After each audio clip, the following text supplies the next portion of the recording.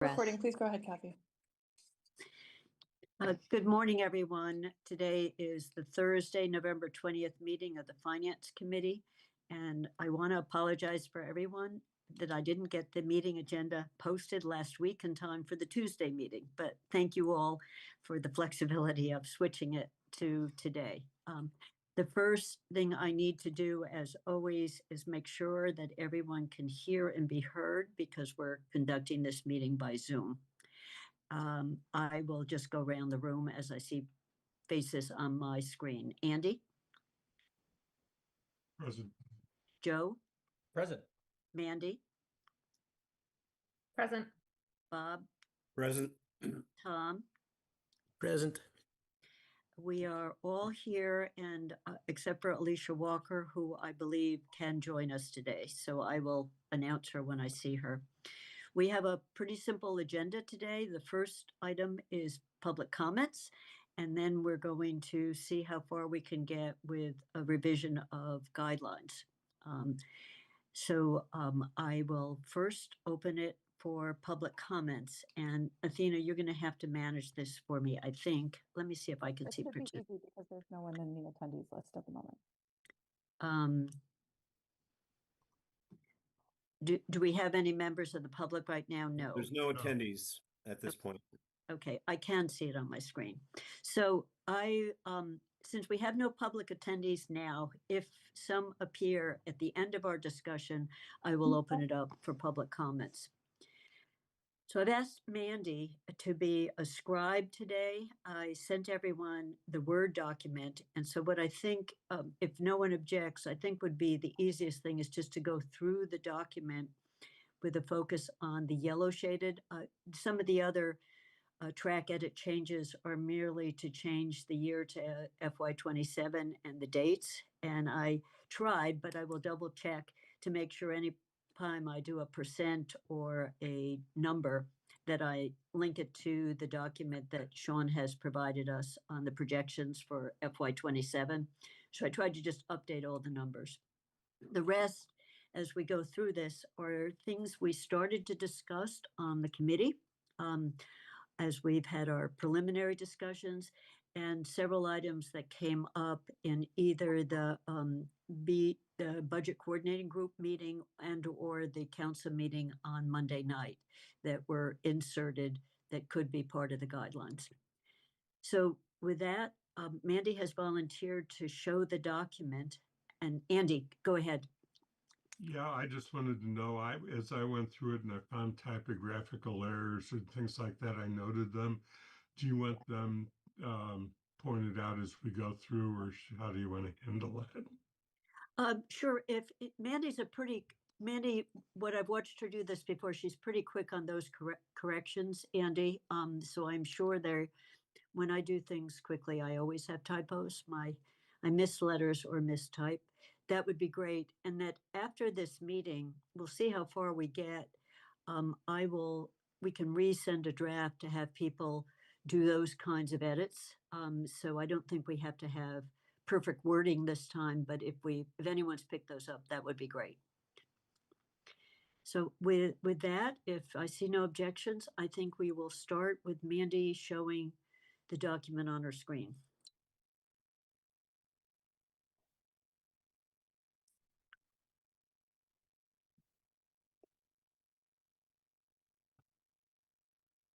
I think you should be able to see it. Yep. And it's big enough, or do you guys need it bigger? Looks good. I can see it, so Fine for me. Okay. Well, let me see. I've never tried to do this on an iPad before on being able to see people's hands. So when you raise your hands, I think you will appear or a speaker. And I can't, with sharing a screen, I don't have a raise hand function. So I'll just like wave at the camera if I want to talk. Okay, Kathy? Okay. So I'll talk people through this a little bit.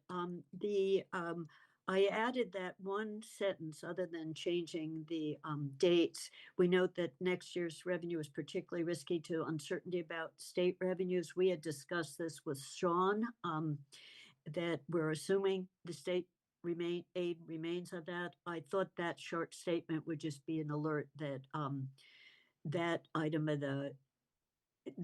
might be subject. We always don't know what it is at this time. So if there are no objections to these, I think Mandy could go ahead and accept the edits as written. And then the next paragraph is, again, those changes are to change from FY26 to FY27. And I put the number in as well as the percentage because I think it's important that the public and all of us realize that we're working with, on our budget base, a very small projected increase. So this year, unlike last year, I put the dollar amount in as well as the percentage. And again, if anyone, is everyone's okay with these changes, we'll just accept them as we go along. I'm not seeing any hands up, so I think that's a yes. So this is the first insert on fire and EMS. We heard loud and strong on Monday night at the council meeting, but we've also in the past addressed this. So this has in the guidelines include a multi-year plan to increase. And I'll just stop there. It's a general statement. And since our budget is very tight, at any place we insert something on increasing staffing, we're going to have to figure out how to accommodate it within the overall budget. So I'll stop on that one to see what comments people have on it, because it's a major change.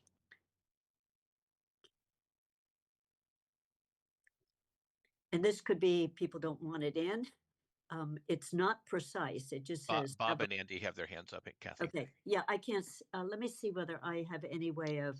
So Bob has his hand up. Okay, Bob, why don't I have you call on people, because on my iPad screen, I literally can't see those. Okay.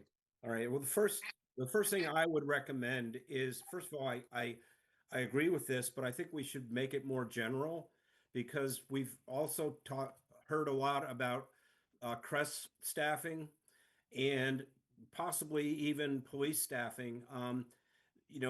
Maybe we should make it more general to increase public safety staffing, including, fire, EMS, CRES, and or police as appropriate, or something like that. I'll take any other comments on it, Bob. Andy, did you want to comment? Yeah, I think that there has been a long history of concern about the fire EMS staffing. This is not a new issue, and I don't know how to point that out other than that this is your last opportunity to get my living history with all of this stuff, because Paul might recall that in 2017 there was I think the most recent of a comprehensive study by an outside consultant about the need for staffing for that particular department. And I sort of at this point feel like we ought to be recognizing that this has been an historic issue, not a new issue. Paul, did you want to weigh in? Yeah, so what I would recommend is that instead of say you assume there should be an increase, I think what you really need to do is evaluate staffing for a fire EMS, because I think you don't really have evidence other than sort of testimony at a public forum that the people asking for additional staffing. So I think, and I think an evaluation of staffing with a plan to move forward if additional staffing is required would be that's the outcome I would be seeking. Like, what is our staffing levels? How does it compare to other organizations and different towns? And then if we were to increase staffing, how would you fund that? So the suggested language is evaluate staffing of fire EMS with a plan to move forward depending on results. develop a plan to provide funding or something like that. Yeah, because I think I think both, what the fire chief has said in our conversations early Monday was that we need a multi-year plan. It's not one thing, but we need a multi-year plan. There's lots of different things that need to be reviewed. It's not just increasing fire staffing. I think you want to look at the entire fire operations for this. So Mandy has slightly amended what you said, include in the budget a first year or a multi-year plan. So we may not have money to, I don't know if we have money to do it. Adding anything this year is going to be a challenge. So, but Mandy does have her hand up, Kathy. Yeah, I'm really apologizing because I cannot I know. see the hands. And I can't figure out how to change that. Well, and I can't physically raise my hand with Yeah, a raise yeah. hand button, so I Okay. just have to like wave. So I'm used to being missed because of this. Okay. Paul, I don't want to interrupt you. Were you done? Yeah, I am. Thank you. Okay, a couple of comments. I think given the history of fire EMS, as Andy just cited, with plenty of reports that go back years, I would argue it's appropriate to focus on that over public safety staffing in general. I agree. So I think, as Andy said, we have the history. So I wouldn't necessarily support generalizing the statement to public safety staffing in general. I think there's other issues we have with staffing regarding CREST versus police, or not versus, because that sounds bad. But the interaction between CREST and police, and as that program goes forward, that we might be able to address a little bit more.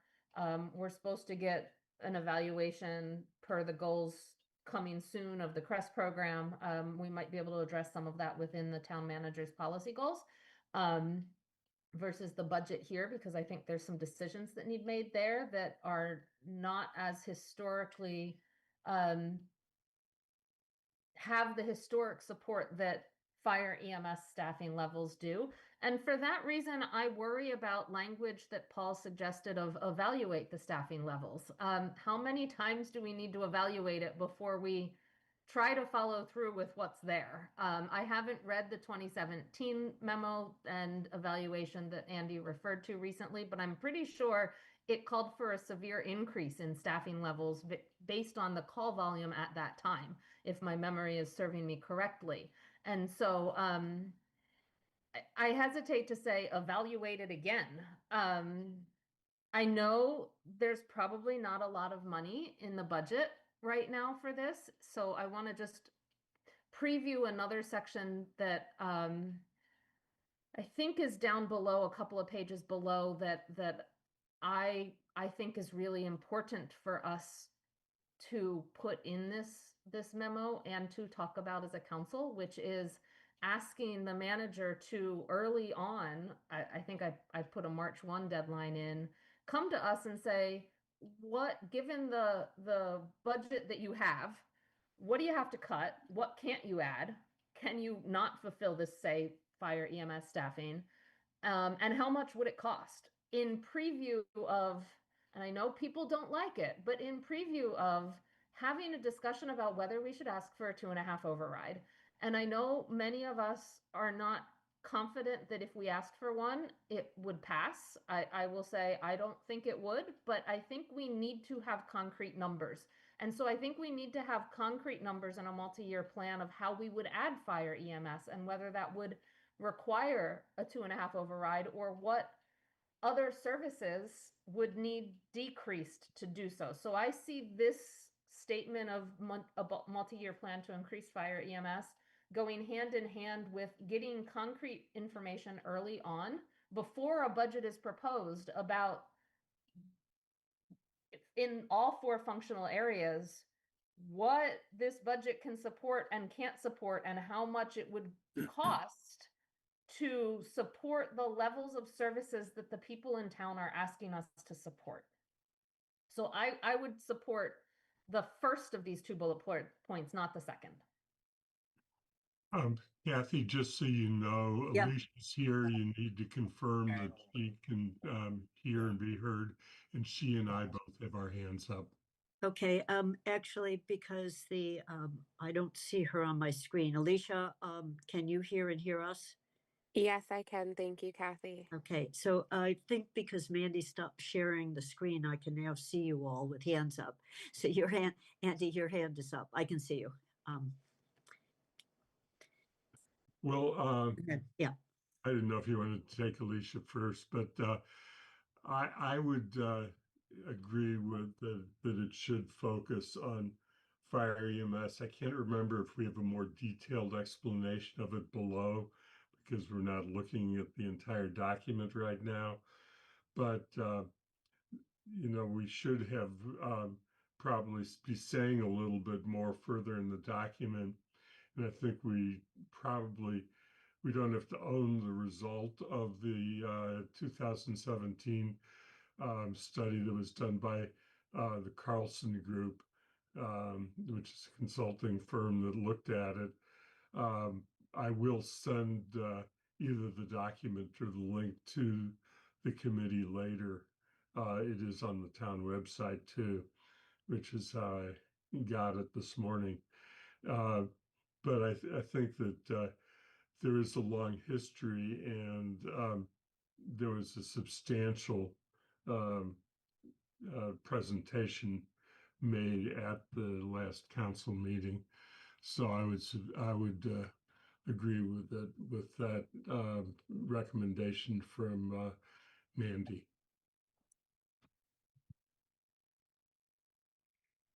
So Alicia, I am somehow not seeing you, but let Okay. me see Yeah, whether. she has her hand up, Kathy. Okay, It Alicia. may be because my camera's not on, and sometimes there's a Zoom setting, like on your personal Zoom, that would make it so that you can't see folks who don't have their camera on. Okay. But yes, I have my hand up. Thank you. So I joined a little bit late, so I missed the beginning of this conversation. But I did just want to share. So I don't know if anything that I have to say has already been said, but I'm feeling very strongly about this situation, just considering what we have just experienced as a town, what we have continuously been experiencing in terms of relying on mutual aid to address sort of occurrences in the town. And I am not very familiar with the 2017 study, but if we have known for this a long period of time or historically that we have needed to increase staffing for our firefighters, I just feel like we should have already had a plan for this. So I absolutely agree with keeping the bullet specifying that we include a plan for a multi-year plan for increasing staffing at the fire for firefighter and EMS. And I do not wish to have another evaluation unless I guess maybe we want to know the final number that we're heading for. But if it's just to gradually increase over the years, I think we need to get that off the ground now. I would be in favor to looking to how we could even unfreeze the one frozen position for this coming fiscal year. Because I think something that came up in public comment that really stood out to me was our sort of increase in student population. Like UMass is continuously adding students to uh, admitting students to the university. I know we've had increases for the last couple of years at numbers there. We are looking at densifying areas of our town and building more apartment buildings and building more affordable housing. Like we are going to have more and more opportunities for things like what happened at Olympia Place to continue to happen in this town. And if we cannot address those things and we do not have capacity now, that is very dangerous. And it feels very irresponsible for us as a town to not start to work on that right now, considering what has just happened in our town. I think we need to look at the percentage for capital. I think we need to look at the fact that we've been using conservative budgetary practices and we have surpluses every single year, and we need to figure out how to give fire and EMS at least one additional firefighting position in this fiscal year. And then maybe we move forward with a plan, like a more long-term multi-year plan. But I think this is a very serious issue. It's public safety. Firefighters stated very clearly, like, we could have lost lives I don't think we want to continue to jeopardize the lives of the people in our town. I think we need to be a little bit more aggressive with UMass in the future in terms of getting more funding from them for fire and other services that they rely on for the town. But I think like what we can look at right this exact minute is what other small tweaks can we make in the upcoming fiscal year so that we can fund at least one more firefighter position. And I would strongly encourage that we do that.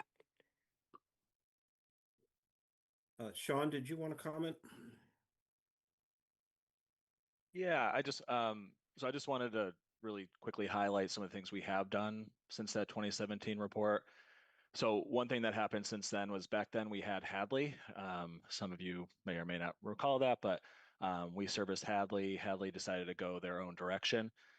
And at that time, we didn't make any adjustments to the staffing at the fire. We left the staffing alone. So in effect, it was this, the impact of that was, um, lower call volume at that point and the same amount of staffing. And then with ARPA, we did add the 4 firefighters, which was about a 10% increase in staffing. So I don't disagree that we need a plan and we need to address the feedback that we heard. But I do think it's, looking at that report that Andy cited, looking at what has happened since that report, and then deciding how to move forward is a good idea. Paul, did you want to comment? Yeah, yes, just build on that. So I think it really is important to read the report because the report really talked about when we needed staffing, not just around the clock staffing. It looked at peak use times and is there a way to adjust the union contract to provide for day shifts. So that's been part of the plan. So we hire people when we need. I think, we even this morning we've had conversations about how to move forward with additional staffing for fire. So I think we're understanding that. But I also think we have to look at all the services that the fire department provides, where we're allocating our firefighter paramedics. What are we spending our money wisely in a certain way? But we are spending our money wisely, but just are we able to get the most out of our current budget, and then how much additional funds do we need to be able to staff additionally? And I think the fire chief has thought this through, and we've had really positive conversations, and we will continue to have those, because I think what I'm hearing from the council, which I totally appreciate and agree with, is that you want to plan with funding sources to increase our ability to respond to calls, because it's changed since 2017. We have a lot more ambulance calls. Even though we've lost Hadley, it's a different profile of the community going on right now. So I think we as staff are really driven to get a proposal prepared for the council during this budget process. Thank you. So I'll raise my hand too. Paul, are all the vacancies Alicia talked about Freezy 1, but we had several vacancies in fire. Had they all been filled? So there's one position that can be filled that they're interviewing for. I guess sort of got set back because of the fire. And then we will have all the available positions filled. So they've been very good at working through hiring new people, and pretty excited about the people that we have hired. There is the frozen position. There are a couple positions where there are long-term injuries where they're positions that they're not utilized in our staffing model, but we're still paying the people. So if we changed from the Paul change from the change we had to, instead of evaluate, what about devise a plan for adequately staffing fire EMS?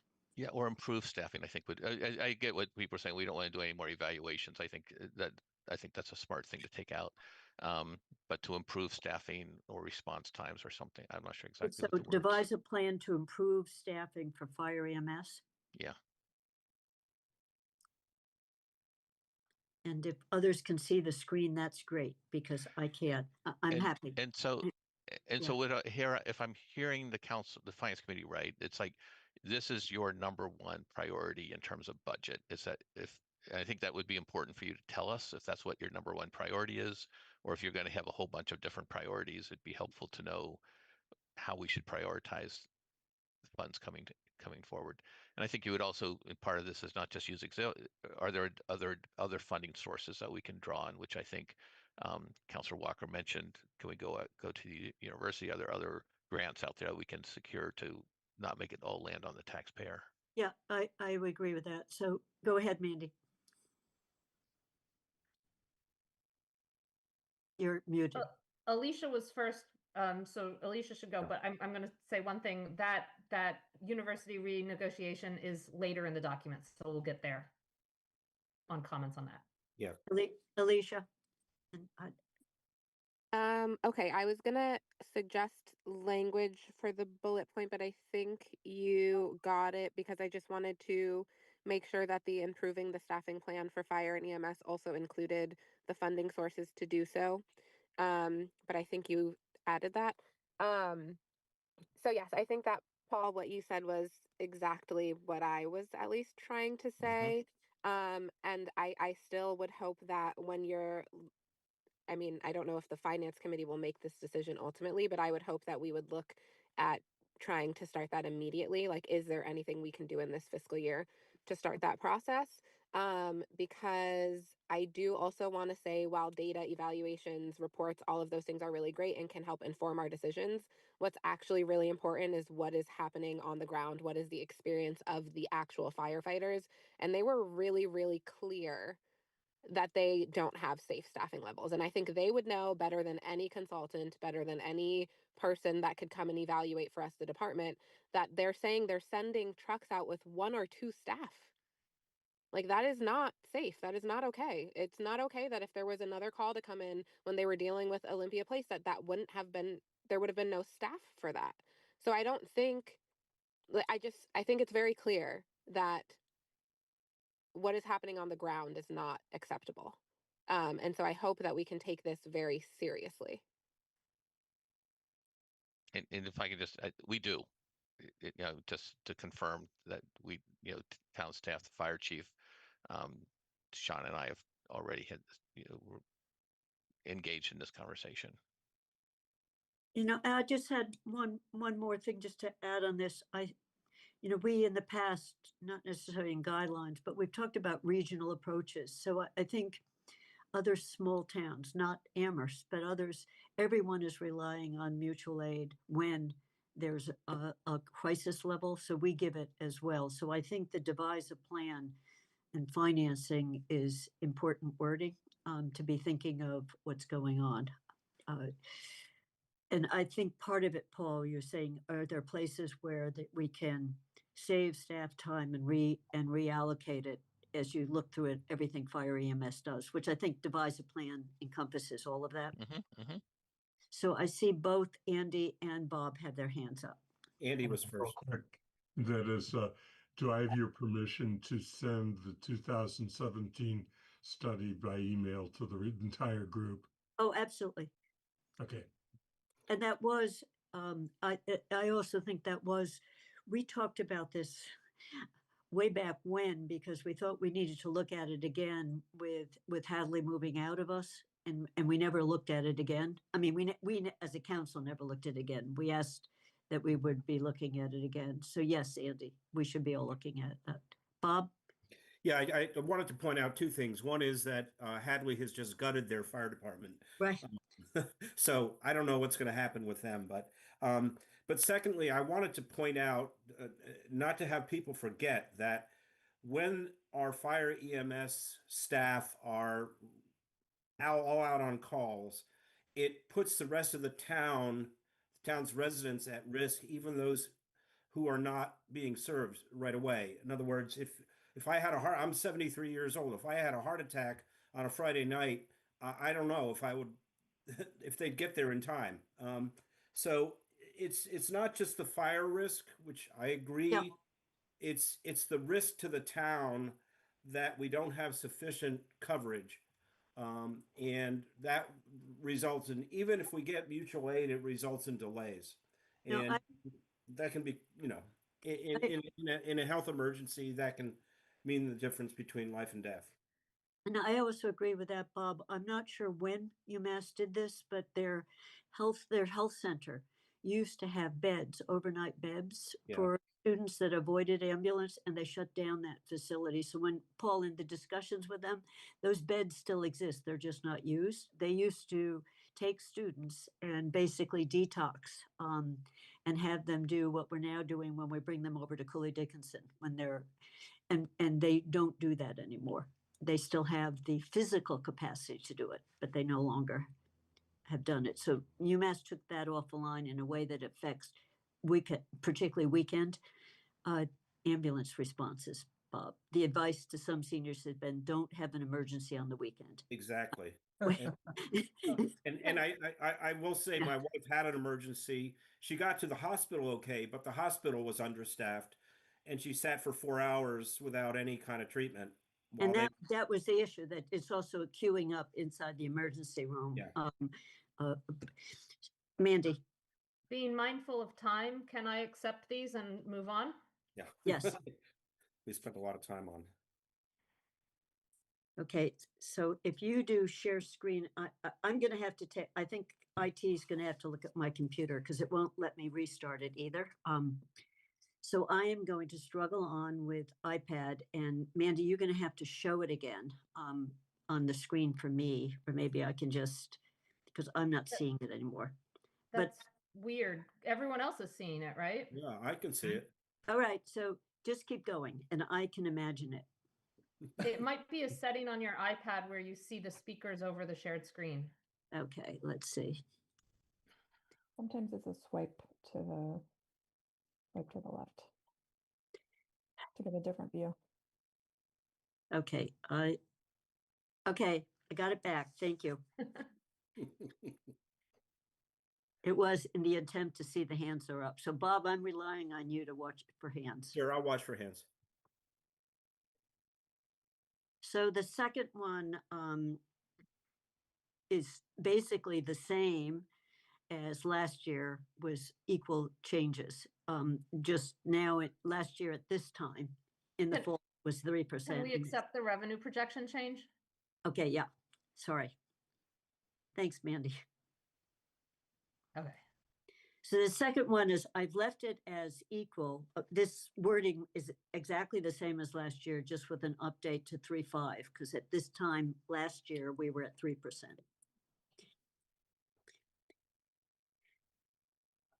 And just as we're looking at it, there was a question, should we maintaining the contribution of OPED at 600, just so people understand this. This is a reduction of 50,000 in Sean's projection. They have it has it going up to 650. So we also have the option of saying decrease it. So right now I left the wording as it was last year.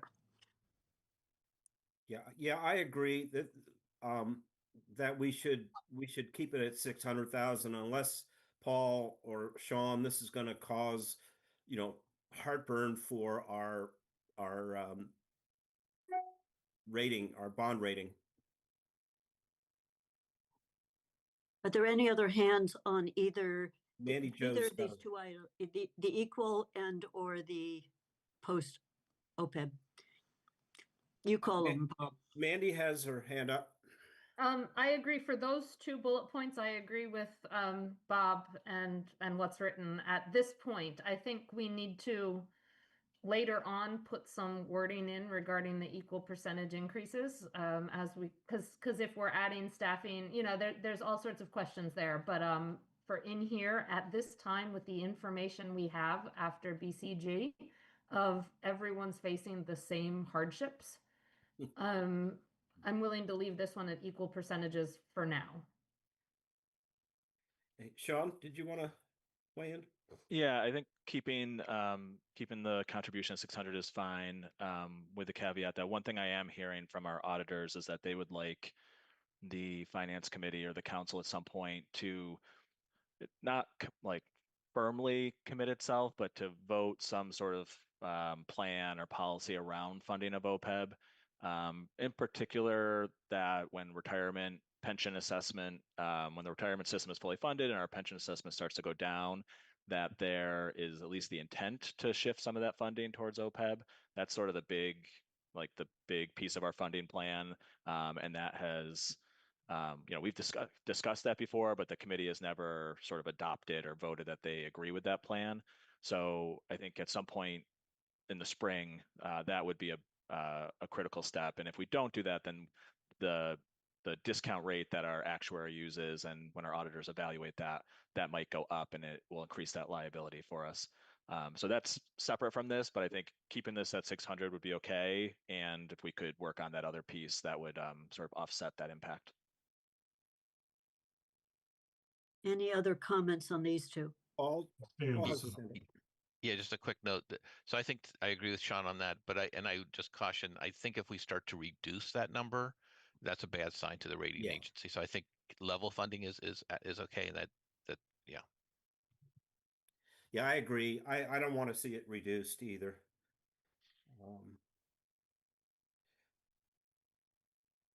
Okay, so that I think we're accepting both of those changes, Mandy, those two bullets. And I suggest we come back to the elementary school budget. We've got a text on this. The issue on the elementary school budget base, I think everyone knows, or hope everyone knows, is in the projection that Sean has, as per the council and the finance committee's guidelines, the one-time funding is not part of the base. So the 3.5% is applied not to the current operating budget, but to the operating budget minus that extra money. And that was the intent of that, or the expectation was that the sixth grade, the consolidation of going from 3 schools to 2 schools would save money, and that the elementary school just needed bridge money to get to that point.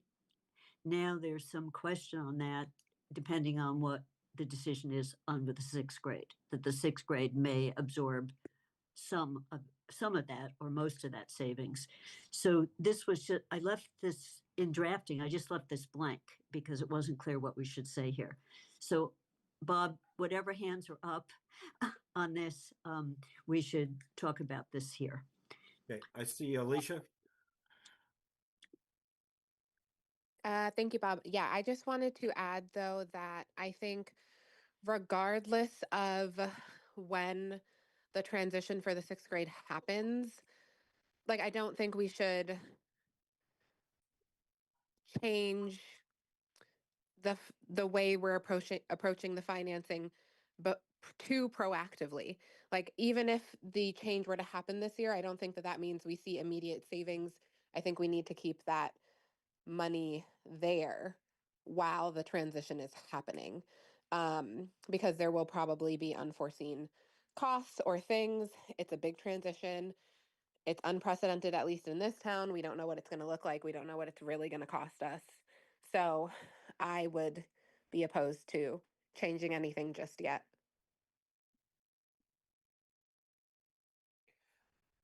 Um, Bob, may I?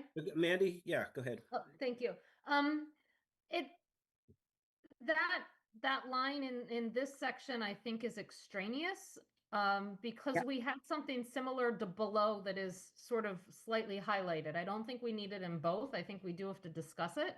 But in terms of the projections, what we did last year was, if there are surpluses, do the base first. And I think we need to discuss that because of some of what Alicia said. I think we also cannot forget that, and let people know and remind people that I believe our capital plan for FY26 has capital money for a transition, for some of those expenses, at least that would be on the capital side. And I understand, Alicia, that you might be talking about more operational expenses that might sort of be one time as things happen, but we can't forget that there are some transition expenses. So I would be in favor of deleting it from the highlighted area, keeping sort of a comment down here, in the prioritize increasing. It was the regional last year, but keeping a comment in there that says revisit. That sentence for elementary school. And then I just want to highlight this one. I am in favor of this last bullet point before the revised projections one about increasing expense lines to reflect current expenses. I think slowly running into or devolving into concerning budgeting practices where our budget doesn't actually reflect known expenses well, that it under budgets what we know we're going to spend in certain areas, and that concerns me. So I would support this other yellow bullet about increasing expense lines. And just for those who weren't part of the budget review in May, one of the things we realized was that the operating expense budget for example, for DPW had in essence been frozen dollar-wise. And each year as a result, it's spending more than that operating expense budget, but relying on vacancies to fund it. So it doesn't come in over budget. So this line would ask for more accurate forecasting of the expense line, to at least what we're spending now. I'm just explaining what that yellow line means. So I think the recommendation here is to remove the standalone bullet on elementary school budget base, just take it out, and then keep the second yellow one. If people can indicate whether they're okay with both of those changes. I agree. Okay, Mandy, so we're removing elementary school base, just take it out as a little. Alicia has her hand up. Okay. We're going to come back to elementary, Alicia, so it didn't disappear. But Okay. That's what I was going to ask. I'm not opposed to taking out either of those bullet points. I just wanted to know what that would mean about our recommendation for the base for the elementary school. So in the next one is where Mandy's got prioritized increasing the Amherst elementary school budget to its full blah, blah, blah. That the first amount of money would prior to, and now it should be prior to the 3.5%. Mandy, yeah.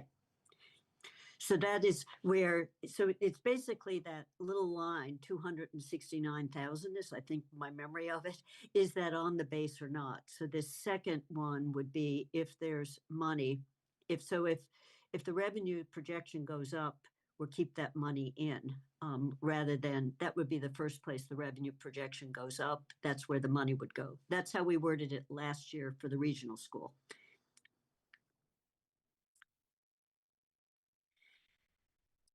I'll call on myself. Yeah. One of the thing that we have later on in the draft is a sort of a stabilization fund for special education. I wonder if we should make that a more general stabilization fund for unforeseen expenses. That could include transition to the transition to the 6th grade. It could include special education. I mean, they gave the example we heard was one family moved to town after the schools opened with 3 kids who had special education needs, and that was not really sort of planned for. I think if we have revenue, if we have free cash, one place to put it would be to put it into some sort of a stabilization fund for education. And I'm thinking for the elementary schools, so that they have some buffer there that, I mean, the danger is they're going to use it all up every year, which of course that's not the intent. But I think if we somehow label it for emergencies or for unforeseen expenses, that maybe we can that's one way to deal with this issue about the budget, because if we leave it in the base of the budget, it's there forever. It'll never come out again. Whereas a stabilization fund is really more of a buffer fund. It's more buffer funding. So Bob, I want you to call on the other hands, but I want to understand. So you're saying rather than prioritize putting it on the base, you'd rather create this emergency stabilization fund. Are you proposing that as an alternative? Yes, I am. Just because we could use it as a buffer for the transition, or they could use it as a buffer for special education needs, or for any unforeseen. I just think of, if they're building a budget and then all of a sudden after the school's open, they have an unforeseen need, then it seems to me that they should be able, that this would be able to be tapped for that. That's my thoughts. Anyway, there's Sean and Andy and Alicia have their hands up. Sean?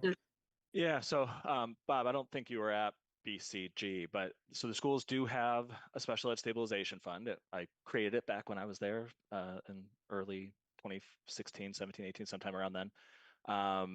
It has never been used. There is $242,000 in it. And it's been increased a little bit over time. Looks like they put some more money into it in FY21. It was initially seeded with some money back in, looks like 2018. So there is a fund already with $242,000 in it. I wouldn't recommend putting more money into it until that was used first. Okay. And again, it has never been accessed since it's been created. So they have that buffer and that contingency there. And it's a little bit unique in how it's used. It was a new fund that the state allowed. It was like a special legislation that was passed to allow the creation of it. So I believe in order for the schools to use it, they do have to come to the council and get approval, which is good. That's the way you'll know that it's being used and that's what it's intended for. But it's specifically for unanticipated special education expenses. That was the specific intent behind it. Okay. All right. Thank you. Yep. Andy? Yeah, I think that Sean may have covered most of the intent of what I have to say, but it's simply that Northampton, I know, has a fund, and they have been using it, and it has been very effective because it's special education expenses very quickly year for year, and if in extraordinary years, they have found it to be a really valuable buffer to have. And I know that from as you know, I've had many conversations about budget with the council president there. Hey, thank you, Andy. Alicia? Thank you, Bob. I was not aware that the school had that fund, so thank you for sharing that, Sean. Although what I was going to say anyhow was that I support that idea, but not as an alternative. I'm not sure if you all are aware of the situation in our elementary schools beyond like what has been shared from the school committee, but our schools are in crisis, like actually currently right now, very, very seriously, in terms of like being able to provide the resources that they need specifically to special education children, but just in general. And so I think it would be a mistake for us to not include the funding in the base right now. Our schools are very much so suffering. I have 3 kids who all have special needs, and their needs have not been able to be met at the school for many reasons, and there are many challenges happening in the elementary schools right now. So I don't think this is the time to take that money out of the base. And I'm glad to hear that they have that stabilization fund for unplanned for expenses. And I'm hoping that we might actually be able to contribute to it, because 200, I think you said 242 or something like that, is not a lot of money. And I don't think we want to exhaust it before we contribute to it again. So I would be in favor of figuring out a way to contribute to that on a more regular basis and to keep the base funding for this upcoming fiscal year. Thank you, Alicia. Kathy? Yeah, I think, Sean, when I read the legislation, and thank you for providing a link to it, there's a limit to how much can be in the fund. So the way this is worded, we could change the wording. It would be up to the limit. So to the extent we needed to pull down on the money, there would still be money. So I don't know what that limit is. So we're not at the full limit with 242. The legislation allows for this, but it cannot be any more than X% of the base, I think is the way up to the limit allowed by law. So this would allow replenishing it, if we draw down on it, um, so it's, so if it's 242 right now and up to the limit, I'm not sure what the dollar amount difference is that, and we can come in how that would, but this would put enough money in it and replenish it if you get these sudden surges, and then you don't draw on it unless there's a surge again. So in theory, the budget should anticipate ongoing, not the one time.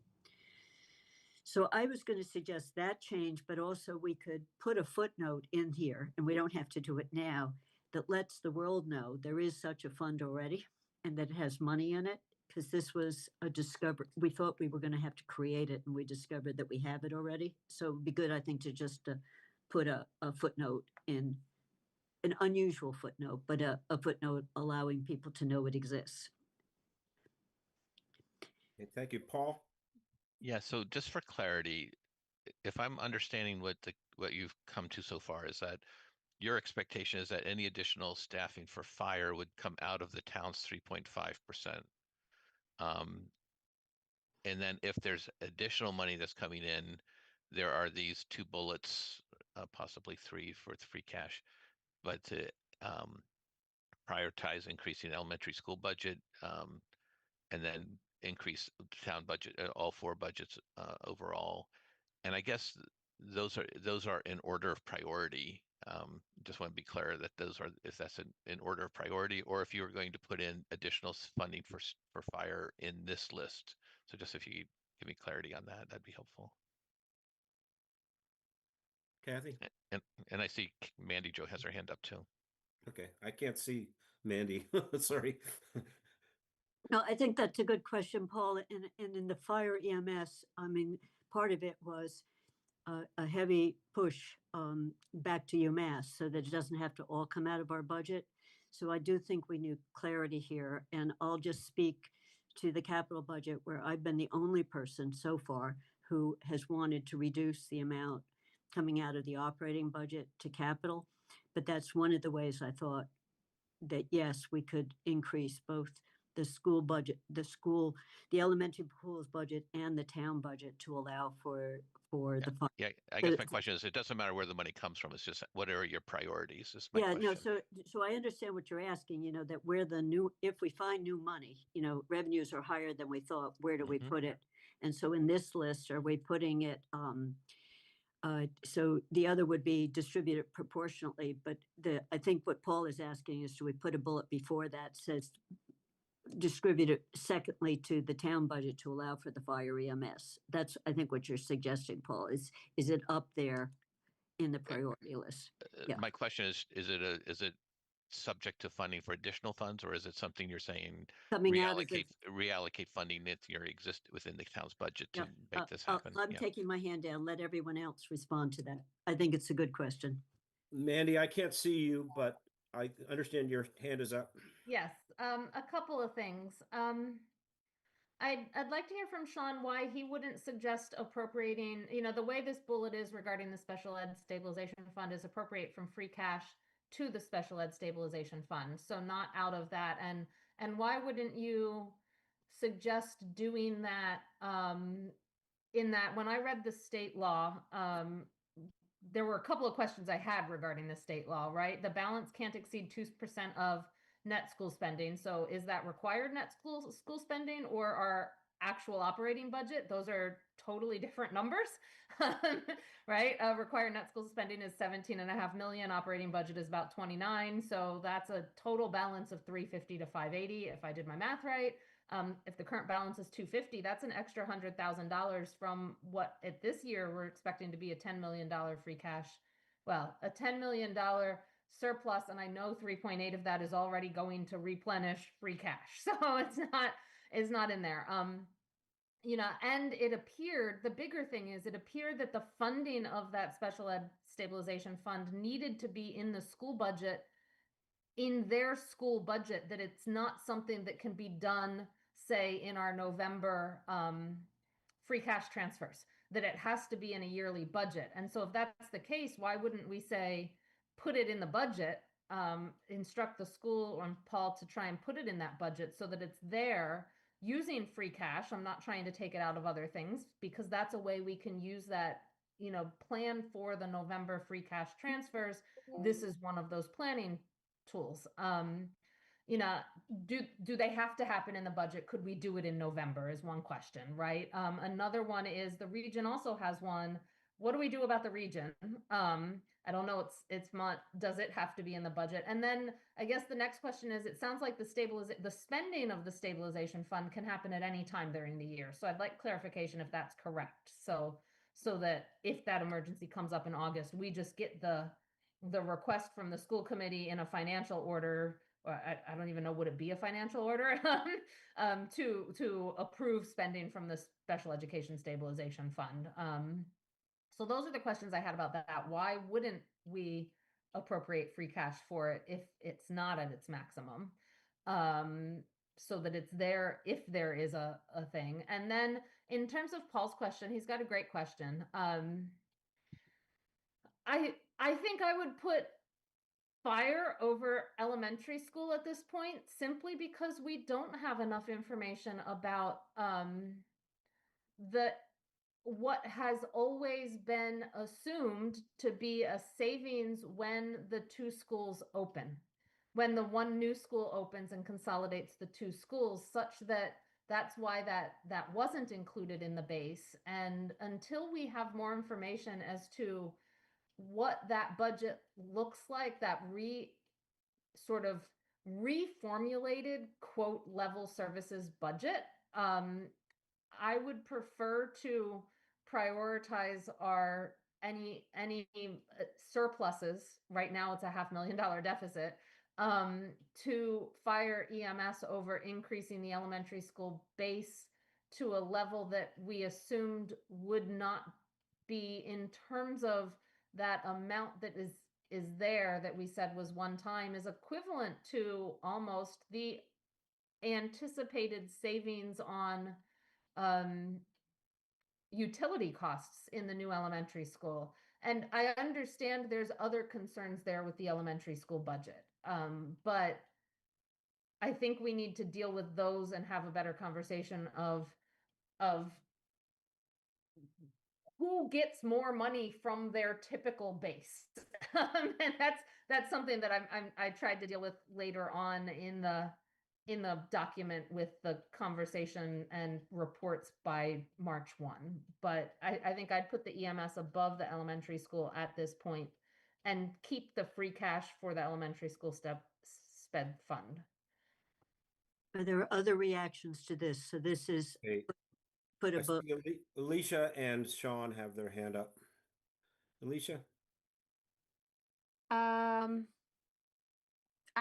I don't want to say I disagree, but I just like, for me, these things are not mutually exclusive. They are all priorities. It's not a 1, 2, 3. I think both things need to happen.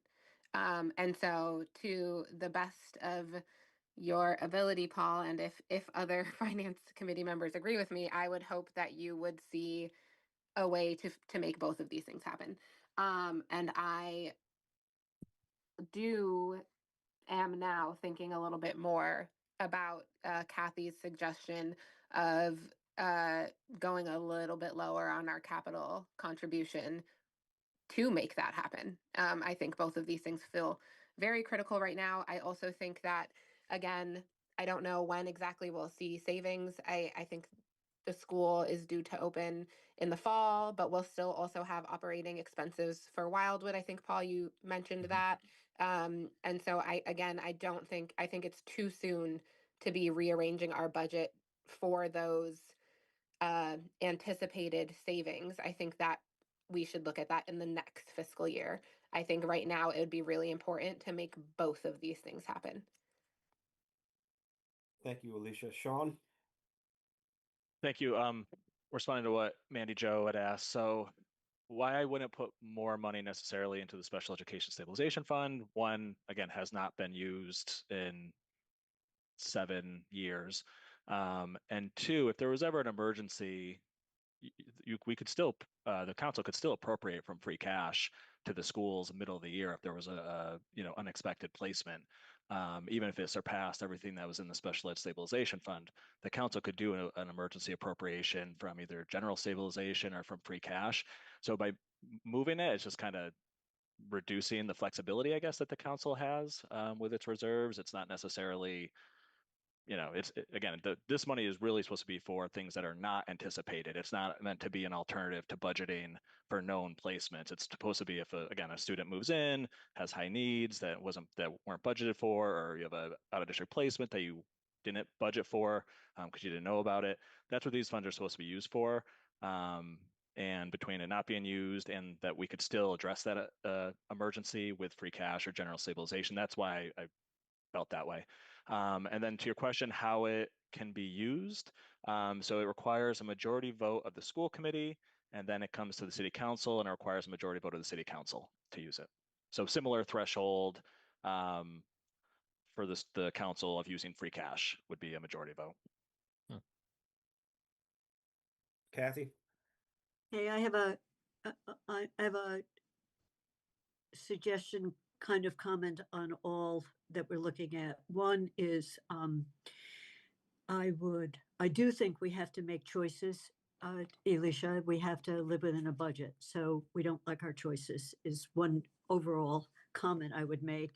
But if we keep the first bullet as a priority, and if we reword the elementary school budget pending an analysis by the elementary school committee on the costs of the sixth grade and the budget, because not just doing it automatically, because one of the issues that Bob raised is once we put it on the base, it's on the base. And we want to avoid a situation where we're actually reducing it. And we expect all the school needs to do to recoup the utility is lock the door of Wildwood and turn over the building to the town. And then it's no longer on the school budget, Wildwood.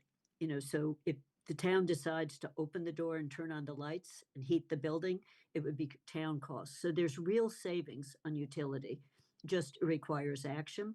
So I don't know, I have the exact wording on the elementary school budget, but I think it should be dependent on an analysis. We haven't seen an analysis. And what I understand from the school committee is they're still looking at a way if they could keep the sixth grade in the two schools and avoid this freestanding sixth grade in the middle school. And as Mandy pointed out, there's $450,000 of capital-like money. And I don't know whether that's fungible or not, but for that move. So I would change the wording on elementary. And then on the third, I would just delete the third, distribute proportionately altogether. I don't think we're going to have enough money to do that. And we might need all of that money for the first two. And then on Sean's thing, instead of appropriate up to the limit, to replenish it, I would just do to replenish it if it gets used up. I would change the wording so if they have to draw down the amount, to replenish it. So right now, it wouldn't necessarily require any new funding, but it would send a signal that we plan on replenishing it. We used free cash this year for the Bangs building. So we do sometimes draw on free cash. So I would change the wording to an existing fund. So I would reword it that way to avoid prejudging whether that money has just been drained. So those would be my suggestions going through all of those for everyone to think about. Thanks, Kathy. Alicia? Thanks. I have a question and a comment. My question is it a reasonable expectation that we would have that analysis from the schools before May 1? They have to. So do we know when we are expecting to know that? So Paul and others in BCG, I mean, they have to have a budget by March, correct? April 1. April 1. And in the region, well, yeah, April 1, and they tend to pass it in mid-March. And BCG, I think Shannon stated they might have an initial guess is the wrong word, an initial estimate of the new sort of budget structure and stuff. January, is that what Shannon said? I think. Um, so not in time, or late December or something. So not in time for our budget guidelines to be passed, but shortly thereafter is what was said in BCG. Okay.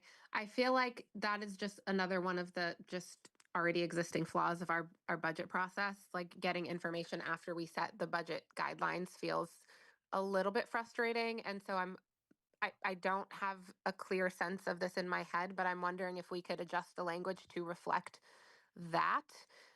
Because I just don't want us to give a recommendation that then is contradictory to whatever comes out. And then we don't have another chance to discuss it as a finance committee. Does that make sense? What I'm trying to get to? So, Alicia, if we change the second bullet to say pending analysis of the elementary from the school committee and the district on the elementary school budget, potentially increase.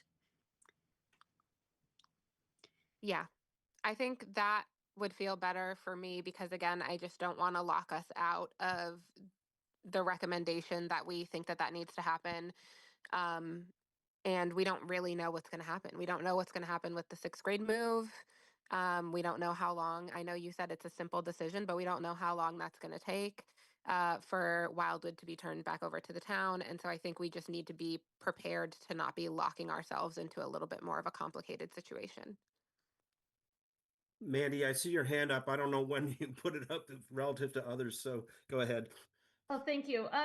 I was wondering about regarding these two, we're down to sort of two if projections indicate surpluses, right?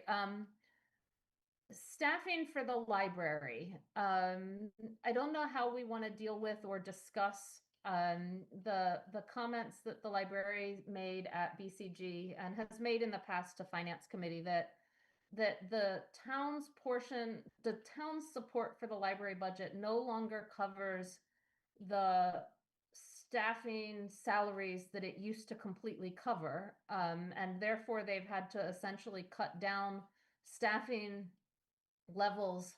And I'm trying to approach this delicately because I recognize the schools are in the same situation, right? The schools have had to decrease some staffing that is not necessarily related to decreased enrollment and all. But how do we address that issue in here as we're talking about revised projections that might have surpluses? That's normally how we try to do with equal percentages. We're all facing awful choices this year, but how do we address or talk about that issue with the library too?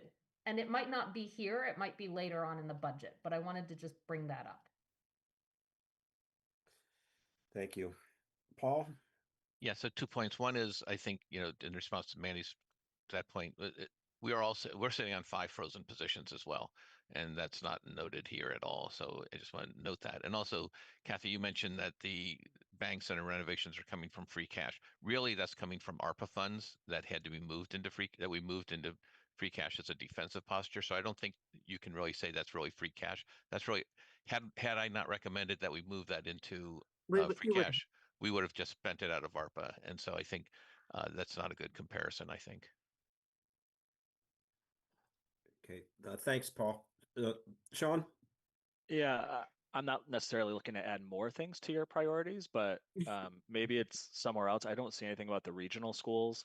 And just based on experience, that the regional school budget has had more challenges over the last 10 years, especially with funding and its reliance on state aid and how little that grows year over year. And so this is very specific to supporting the elementary school. Maybe it's somewhere else in this document, but I feel like that should be somewhere, the regional schools as well. Can I just add to that? Yeah, go ahead. So I think, there are a lot of nuances to this regional school budgets. One of the new things that will happen is the new track and field, which will bring additional expenses that are not expected. They're not in the regional school budget. So I think that's something we want to recognize as well. Yeah. Kathy? So I amend my taking the third bullet out because that's where the region is, Sean, or that's where the region was. So if there's enough money, here are 3 things we'd like you to do with it. So I wouldn't take the last part out.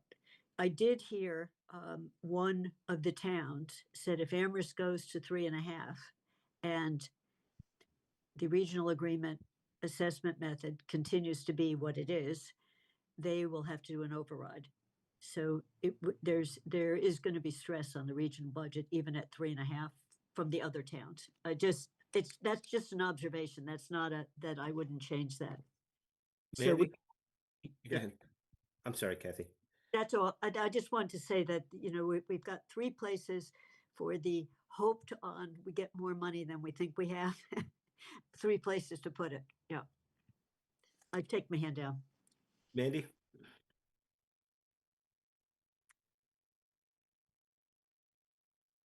You're on mute. Sorry, thank you. For the region budget, I think the concern is how do we discuss it? Because as I asked at BCG, our 3.5% guidance may or may not be the defining factor in what the region total assessment is, because it might not be us driving the affordability of the assessment. If our share slice of the pie of the assessment decreases, that 3.5% might increase that we're to our assessment level that we've put into our guidelines might represent logically a 7, 8, or 9% increase to a town whose slice of the pie goes from 5% to 5.5%, where that's 5 to 5.5 is a 10% increase, right? Right there before a dollar's been added to the assessment. And I don't know how we write that into the guidelines and how we plan for that, frankly, when it might, as Kathy just sort of said, that 3.5 might not be where we are. We might be because of what the other towns can afford at 3 or 2.5. And maybe we need to put into our guidelines something about how do we deal with that if we can do 3.5%, but the other towns can't? What do we do with the excess up to 3.5%? But until we get some information about that, and what we were told was we can't get that estimate until, frankly, like February or March from the region, which is very hard then to talk about in a guideline, but maybe find a way in a next draft of talking about that. So I agree that this is a tricky situation. I mean, these are guidelines based on what we know now. Mm-hmm. We can kind of revise. We've done that in the past. We've revised the budget by changing the direction to the town manager. I don't know. I don't know how to.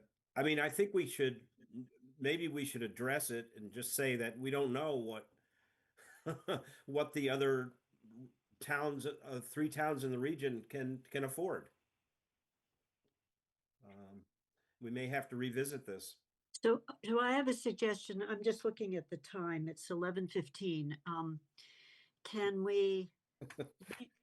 My suggestion would be to leave these as written, and we can put a comment bubble. May need to revisit, and get to some of the others. And then my other is the council has this on their agenda potentially for December 1st to discuss. And it's not clear to me that we are going to have a draft finished by in the next 45 minutes. So what I can do is the council I can tell the council president we won't be ready then. And we have a meeting on December 3rd is when we would complete it. So I just need people to weigh in on that. And I'm not saying we're not going to finish, but we're moving on to the next parts. So just to alert people to the 2 timelines we're up on. I think if we plug through this, the descriptions will go quicker if we can get through these sections, because this is sort of the big recommendations. Okay, so then the next one is capital. I had raised the issue of lowering this amount, and I didn't say to what, and 10.5, and it was to free up money for the operating budget. And I thought in terms of two things about this, that if we started moving in, so I can't articulate the way the two interact in numbers, but I could if people wanted to. If we started moving in some of the money that's in the capital reserve to supplement the capital budget, and we had a plan to move in. And I think, Sean, the last I saw was in just when we were looking at the budget, but there was nearly 11 million at that point, and it's been earning since then. So we started moving in some of that money with a schedule. It would begin to pay for, there were line items for DPW for that building as it comes online for construction and or for the study. So it wasn't to decrease the amount we're spending each year on the capital budget, but it was to start to supplement it. So I thought we could go lower on the 10.5 for not just this year, but for a couple of years by pulling down that capital amount that was allocated from capital. We could also be, it might not be just for DPW, it might be to supplement roads. So it would be the notion it's a capital budget, capital reserve, let's use some of it. So that was my two pieces on why I thought it could go on lower, but I left it in this draft, it still says 10.5. I'm finished. And I see Mandy's hand is up, Bob. Okay, Mandy. Thank you. I'm concerned that every year when we see tight operating budgets and, we suggest decreasing the capital budget below what our target is. And I guess the question is our target 10.5 or 10 at this point? At one point it was 10.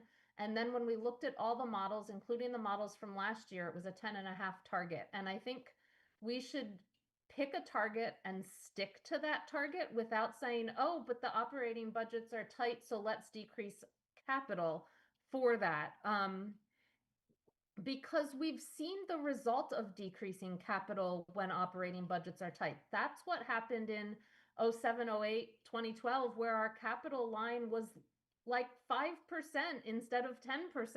And we're seeing the result of that now with the capital demands we have because we didn't fund the ongoing maintenance of capital. We deferred it all in order to support operating budgets, and that deferral has come home to roost.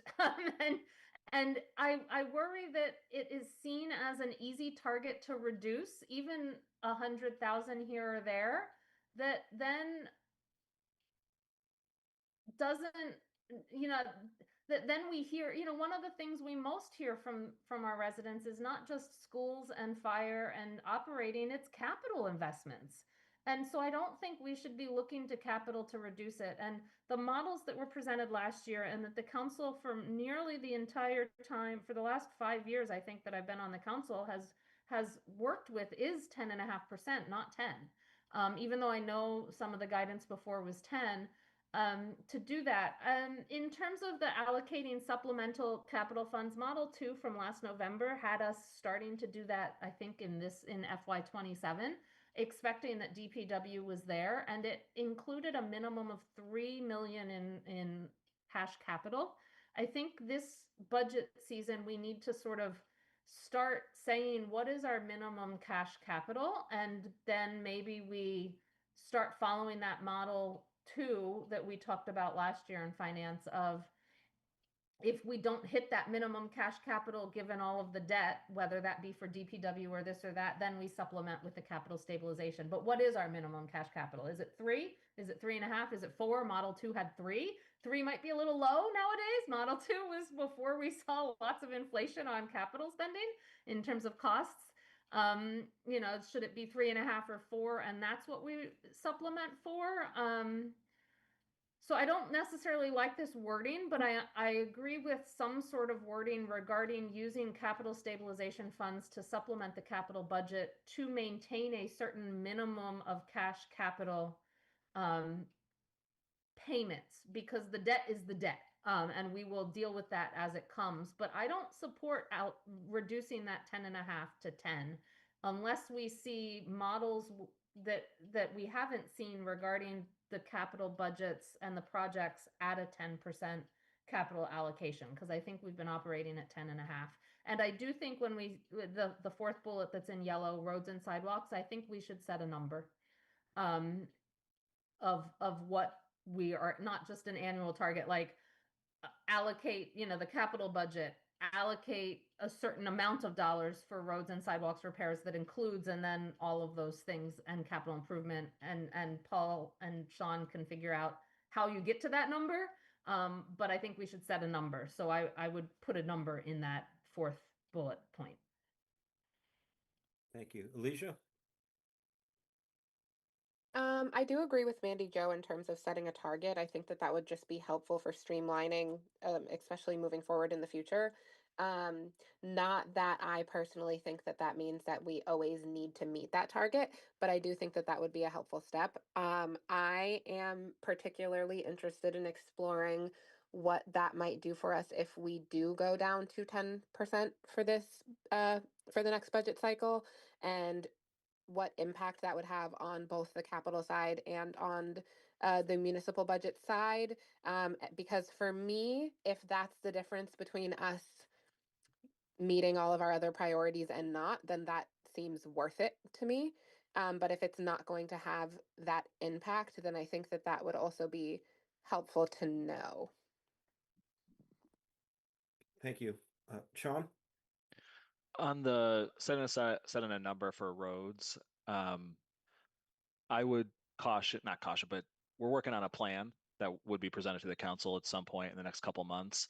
And you may want to either tie this to that plan or the discussion that happens following that plan before sending a number here, because it might, be below or above whatever would come out of that plan. And then on the 10.5% for capital. So yeah, so it ultimately it just dictates how much we can do, right? So if you lower it, it may impact the timing of, when we could take on the fire station project, right? I think we're focused on the DPW, sort of the one that's queuing up next, but we also have the fire station on the horizon as well. So, could it go lower than 10.5? Yes, but it would be a trade-off. It would be either less for cash capital, or it would, reduce the ability for us to complete that project. So, I've been away for a little bit. I haven't dug into the latest plans for the project. But if we use the money in capital stabilization towards the DPW project, again, that's a big change from what we were looking at a few years ago. So I've just got to wrap my head around how we adjust for that. But I like, I'm always in favor of flexibility.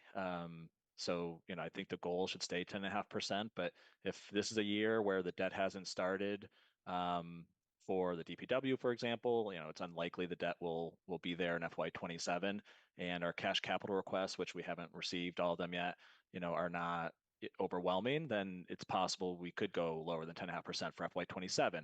But then that's something that would have to be when we get to a future year. If the council wanted to go back to that, then that's a step up in future years. So anytime you step down, to get back there is going to be more painful. We're kind of at that level now, so just keep that in mind. If we step down and we do have to go back, when we go back, it's going to be a big, a big decision. Thanks. Andy? Yeah, I'm struggling with the 10.5% question too. The 10% is what is in the financial policies of the town. And, but I think that there are solid arguments that have already been made about 10.5%. Maybe we should consider a little bit more flexibility in language, saying allocate a minimum of 10% and, if possible, 10.5%, and then leave it to the manager to make the decision as to which amount when more information is available. Kathy? I like Andy's suggestion a lot. Mandy, you asked for a number, and the number I was going to put in was 10. The 10 and a half was predicated on, we thought we'd be rolling out all of the buildings at the same time. We don't, for a variety of reasons, the DPW and fire have been delayed. We don't quite have a committee yet. That means we don't have a schematic design for DPW, and we've said that's our first priority. So to leave it this way, we can remove the other piece. I think we're going to need that amount of money to do the things we've just said we want to do with the budget for this year. So that's what I'm looking at. And Sean, you can do the math better than I can. We're talking about another 300,000-ish that would be available for I think the difference between 10 and 10 and a half would be available from the operating budget. So we can get that number so we can explain to people what this does. If people are comfortable with it, I'm comfortable with it. And what I'd like to advocate is I don't think it's good to keep building up a capital stabilization fund and never use it when we said we have these capital needs. So I don't care what the number is, but I think we should begin to draw on some of that money. Otherwise, everyone is looking at it saying, your savings account for buildings is growing while the operating budget for all those buildings is shrinking. That's just not a good dynamic to be in. We need to start drawing down on that. So I'm comfortable in leaving this, that we haven't made a decision on how to draw it down yet, but to start to bring it in. And Sean, you remember we did this, we pulled money in. We actually pulled it in from stabilization during COVID when we couldn't supplement enough. We just had a line in the capital budget where we were doing it out of the current revenues, and we were bringing in some money. So that's the way the line would look when JCPC sees it in February. Yeah, I personally like the minimum of 10% because the way it was originally worded, it could go down to nothing. Yeah. And I think we need to maintain at least 10%. But if we can get a little bit of extra money for operations, I think, certainly this year. But I mean, it does, to Sean's point, next year it'll be more painful to go back to 10.5% if we want to. So are people comfortable with, Bob, you can see the hands. Mandy just did a quick edit of all 3 lines, included, we didn't say a specific amount for roads, but asked that we have a target amount for roads. Are people comfortable with the rewording of those 5 bullets, I guess? Yeah. Yes. Yeah, it's good for me. So the next bullets, and what you could leave this with, just if we can get through the executive summary, I'll go back and make the changes as needed in the explanation of these and send people a draft so you can comment on it. So what Mandy was saying is we can get through the executive summary, the rest of the document then starts to talk about what we talked about here. So with these, are there any questions, changes? And I think one is potentially very controversial. The middle school roof budget, as big as, and here's one of the typos, Andy, that you said for the middle school roof. The middle school roof MSBA funding excluded the auditorium, despite the fact that there is a report documenting the leaks. And if you walk in the auditorium, your eyes will document the leaks because you can look at the ceiling and the buckets. And they are working, I double checked last night with Shannon, they're working at getting an estimate of what that augmented amount would mean beyond the budget they already have for the rest of the roof. From the estimator. So I don't know the number that is, but it was in the $1.2 million range when I asked in September. So I put that in as a place. So this is when certified free cash comes in, what are our recommendations on potentially where to use it?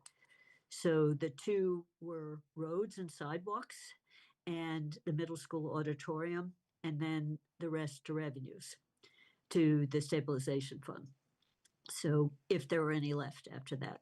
So those came from, those are brand new compared to last year.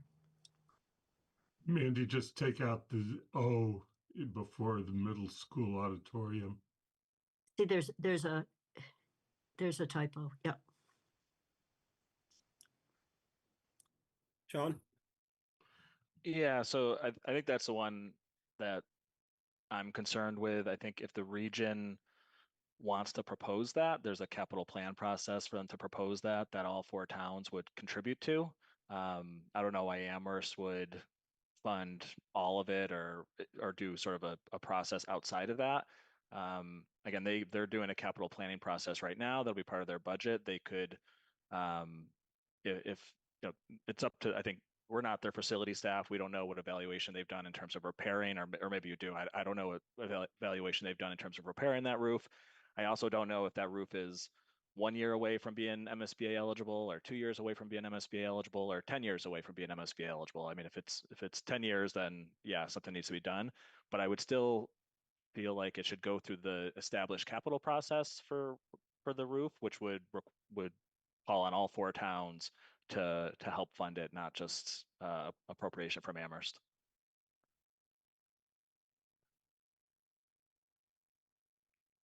Can I speak to that? If others are not, Sean, the reason I put it in here is construction is due to start in June. So unless it's similar to what you did 3 years ago on track and field, where Amherst allocated some of it to the track and field project. So the timeline is such that if the money isn't there, the rest of the roof gets built and done except for the auditorium roof. And in terms of, it's within, at this point, it's probably within 1 year of being old enough. It's a pretty rigid rule that says it's leaking, but it's only it was 23 years old when they applied. Now it's 24 years old.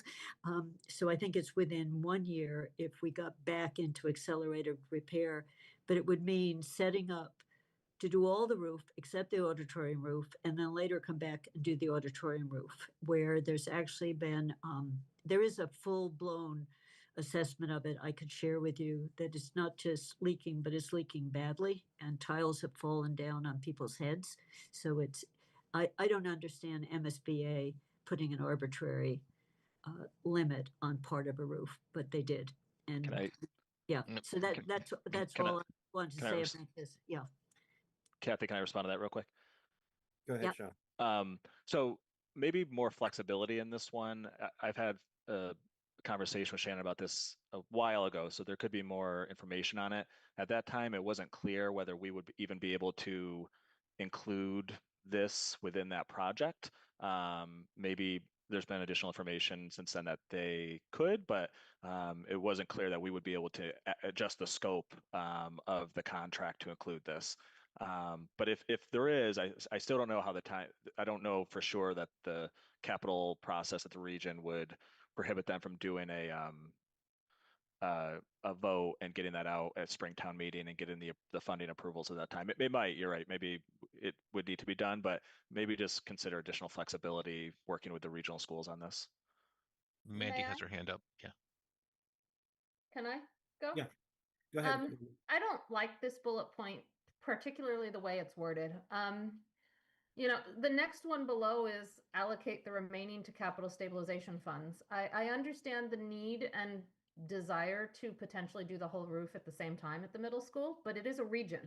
And I feel like a broken record with the region. It is 4 towns' responsibility, not 1 town.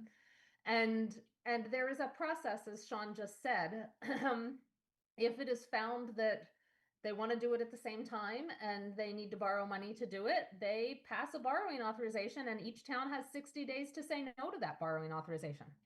And we would have 60 days to receive a funding plan from Paul, in a sense, either for borrowing or, you know, for cash, right? You know, to potentially pull it out of and maybe Paul would recommend just borrowing and rolling it into the borrowing plan for our yearly capital, or maybe Paul would recommend pulling out of capital stabilization with a financial order for capital stabilization that the money's going in. We can access capital stabilization at any time that Paul submits a financial order. So I don't like this bullet point the way it is worded at all, because it ignores the other three towns, and it is their responsibility to maintain that building too, not just Amherst's. And we're still working on figuring out who can pay cash and who can't, and should we be gifting $1 million for something that might not be done when all four towns really should be contributing to it. And maybe it goes into borrowing, which might be a better allocation and use of our resources than a cash. I don't know whether it is, but we could have that conversation. I know Pelham's trying to prepay their current roof obligation, right? Maybe, but we can do that at any time through the capital stabilization fund if the money is reverted to the capital stabilization fund. So I would delete this bullet point completely.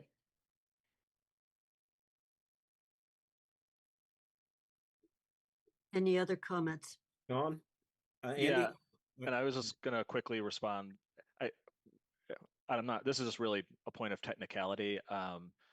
Technically, the region could vote a debt authorization at any point. We always try to do it within 60 days of town meeting, so that town meeting had the chance to act on it. I will say, more often than not, and this is going back when I was in the region, I don't know if it's the case anymore, more often than not, it wasn't even brought up at town meeting, so it just passed the 60 days. They didn't bring it up for a vote. So if it's truly an emergency, they could vote a debt authorization, in December, and then each town could decide whether or not they wanted to call call a special town meeting to act on it if it's an emergency situation. Not saying I recommend that, but I think, again, if it was a true emergency, that's the kind of thing that might happen. Andy? Yeah, of course, Sean, we just did do that exactly for the whole roof of the middle school. It was done out of cycle for the town meetings. And I think that some flexibility in the language would be helpful too. Um, and it could be just something like, be prepared to allocate funds um, as necessary if the region asks for capital for the middle school auditorium roof. And then it sort of puts the thought there, but doesn't make a specific allocation.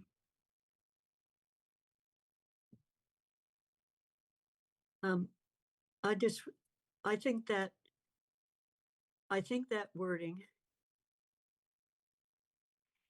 capital improvement so once Manny finished writing for the auditorium roof, that would allow the points that have been made is that may not need $1 million, because if it's financed with debt, it's something lower than that for each year. So I would be, since I added the other bill, I am comfortable with this because we've got it in the collection of, we can transfer some money in from the capital reserve as needed. So with that change, I'd be comfortable with deleting the allocate up to $1 million. I agree. Is it okay that I put it into the capital budget section? I think it makes more sense there.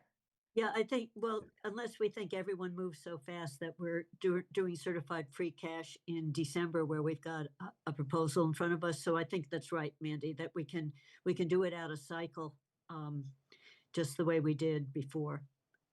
If that's ever okay, but because it is a capital expenditure.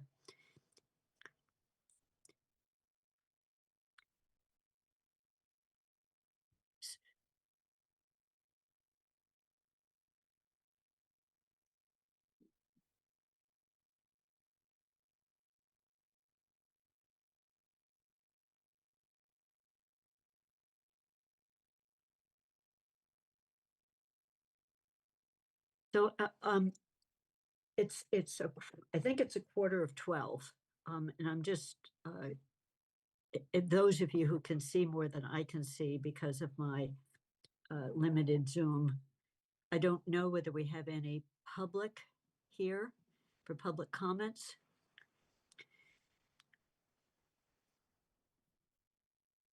We still have no attendees. Okay, so we can continue doing what we're doing. So most of the rest is going to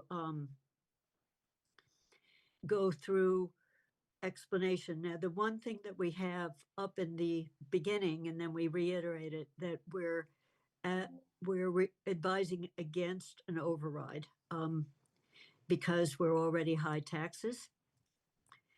And we've got the vague, because Paul said it's 15, it's likely to be in the 15 to 20% range. We don't know what health insurance is, so it was just left vague unless we get a new number. And then this one, and then the other is a saying that we're advising against an override, but reminding everyone it's going to be a very difficult year.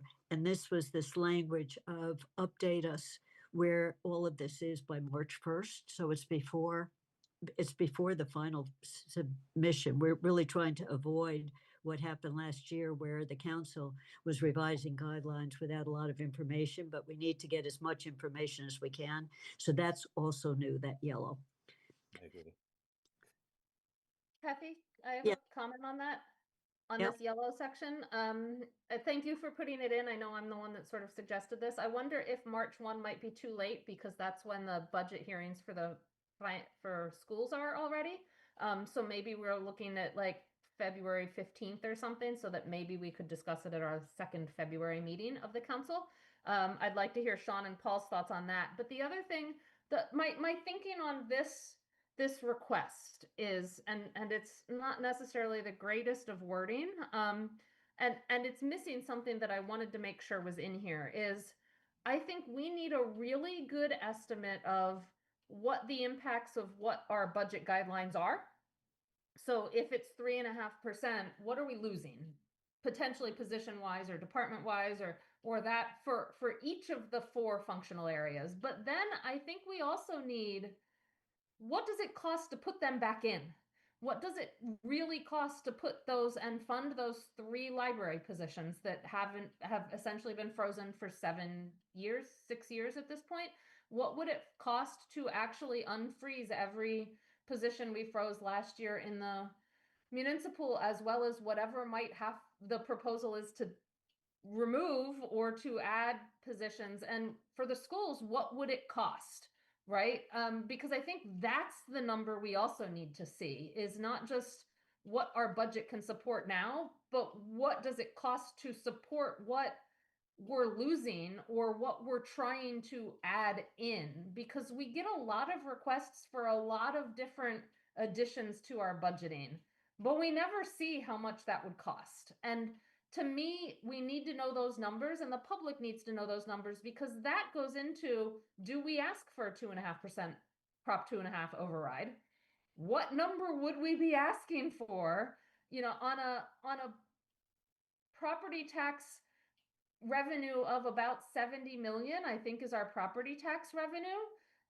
What are we missing? Is it 10% of our revenue that to fund everything people are asking for? Is it 20%? Like what are the numbers? We need to know the severity of the issue and how much. So I want to put in a sentence that says, and an estimate of how much additional operating support would be necessary for each department to receive. That's the 4 major functional areas sort of things, in order to fund the positions and requests. Like, what would we need too? Not just what are we losing, but what would we need? So I would like to add that sentence back in, or put it in here, so that we can, and then potentially change the date, so that we can actually have that conversation early in this process.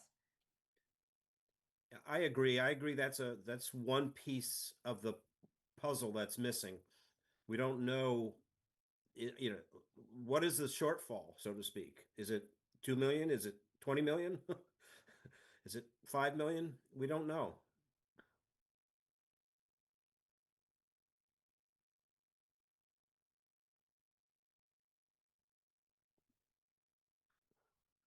The reason I have my hand up is that's a tough question, Bob, and but there's so many other things that have been asked for or we recognize that we need. Getting back, for example, to the roads and what is needed to um, fund on an annual basis road construction at an adequate amount to actually get somewhere, which is something that Sean and Paul are working on now. So it's a difficult question, and then you have to add into it. We get lots of requests at various times to do all sorts of additional things. We just got a fairly comprehensive um, request or whatever you want to call it from CSSJC about the issues that they've raised. So I think it's important that we get something in there, but not limit it to just the positions. And it's going to take some creative writing to do that.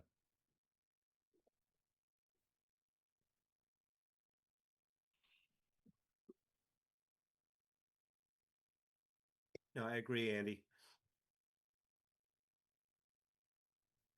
I think it's also important for the public to know, here's, I've said this before, we have requests that are this big and we have funding that's this big. But no, I don't know how big this, how wide my hands need to go. So I think what this paragraph is asking for, so Sean and Paul need to react to this. It's this, a look at what it's going to take to live within, let's just assume it's 3.5% right now. That's what's on the table. What's it going to take on how would you get there? And then the flip side is what Maddie has just said. If the library thinks there is X number more positions or the town thinks, what would that total cost be? This is not dissimilar from the wish list on vehicles that we see on the capital budget. Like these are all the vehicles we would want. And then you get down to, can you live with this many? And it turns out, oh, we can actually live with quite a few. It's not the same, but I think this is that we're up against hard choices. So can this happen with some kind of a pro forma? This is where we're at. How would we achieve it? And if we were to have all of those in the budget that are being cut, what would that cost be to us? How much more would it be? That kind of discussion. Sean and Paul, is that possible to do before we ask you to figure out a way to do it? Yeah, is it okay, Paul, if I go? Is Paul here? I think he chopped off actually. So yeah, I see it as two parts. I think one part is easier than the other part. So the first part, just what would level services look like, and particularly at the schools and at the library and at the town. I think when we build the budgets, we can keep track of what are those positions that maybe are either being eliminated or not filled, the frozen positions. That I view that as part one, and that is not too bad for us to do. I think part two is more challenging and we can try to do something. I just don't know if it'll be perfect. And that's new things, new investments in roads, new capital projects, new just things that we don't currently have numbers for. So it requires more estimating and more assumptions around how we would pay for them. I think that's where there's more creativity, I guess I would say, in that part of the analysis. So we can try to do something there. But for example, like if we've heard a need for more new senior center or an improved senior center, we would have to come up with an estimate of what that costs, and then how we're not going to pay for it in cash in 1 year, so then you're estimating debt. So it gets a little more complicated, I guess, than just knowing what the thing is and what the upfront cost is. I think the suggestion is just focus on people right now. Just don't. Yeah, if it's level services and it's people, that's simple. And then you can let us know if there's new things you want us to include in it. Except for fire EMS staffing above the frozen position, which we already talked about earlier. Yep. Yeah, so so that we can quantify that based on our existing staff, but I guess the question would be how many staff, and would it all be in 1 year? Would it be in, phased in over a certain number of years? Again, some of that will be part of the analysis and the plan for how to improve the fire department staffing. So Mandy is amending the wording as we talk, but I think. Yeah, trying to figure out how we bring the budget guidelines into it. So I think this wording, at least I'm thinking that it's fairly clear, and if we get to a stopping point, I don't know what comes next, Mandy, but it's now, we're approaching 10 minutes of 12.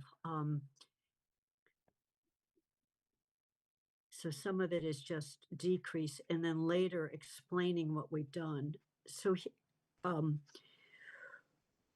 what I'm going to recommend, Mandy, scroll down a little bit, because I think some of it is just wording on a conservative revenue increases. So some of it is explaining what we set up in the executive summary. So what I would suggest is that Mandy, close this down, save these changes as of today's date, 11/20. I send it back out to everyone for comments on the remaining thing where we've accepted some edits. And then we see whether we're at a point that we think we have a preliminary draft. So some of this is. Question? Yeah. Can I attempt to, accept all these changes that we won't have gone over with an attempt to match and change some of this to match the executive summary section? Because now, given our changes to executive summary, some of this doesn't match that before I send it to you, Kathy, so that it's a little less work for you. That's fine with me if everyone else is, and then Mandy will get that to me and I will get you, and then I will just double check it against my notes and send it back out for comments from everybody. Does that work? So she's going to go back through the places that these yellow highlights were matched up to the executive summary and then leave it in track changes so people can see that in this body of the report, not in that body of the report. Yeah, but can I accept some of the other stuff that is in track changes that doesn't get changed? If we're looking at here, like something like that, or I don't even know what part of this is, but something like this, the bidders one, or the changes in numbers so that it's just an easier document to read. Yeah, that's fine.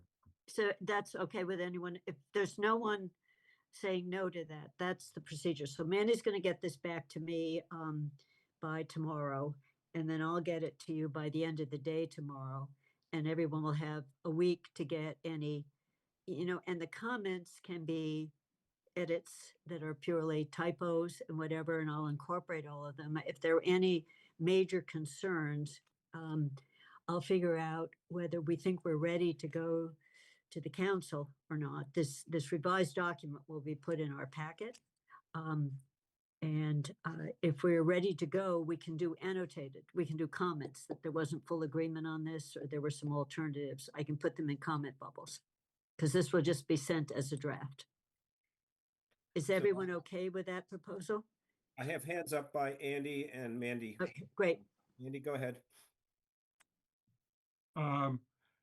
I had some additional thoughts of changes later in the document, and I don't want to go into them instantly, but is there a way that I should be sharing them with the chair or somebody else so that we can keep moving without extending this meeting? How do you want to handle that?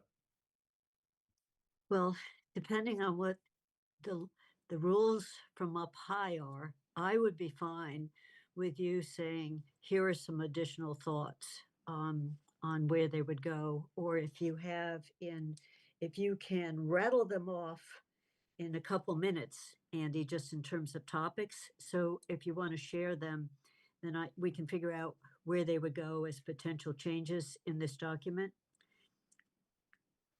And and I'm just trying to end it at noon, not keep people longer than 12. We'll quickly go to page, I think it's 4, that starts with that the projection that in the current version or the version that I have. And I'll just throw out some, see if I can see them on the screen. He said page 4, Mandy. I don't know whether, Given we've accepted changes, I just need a section, Andy. It would be easier if you give me a section. It's in section 3.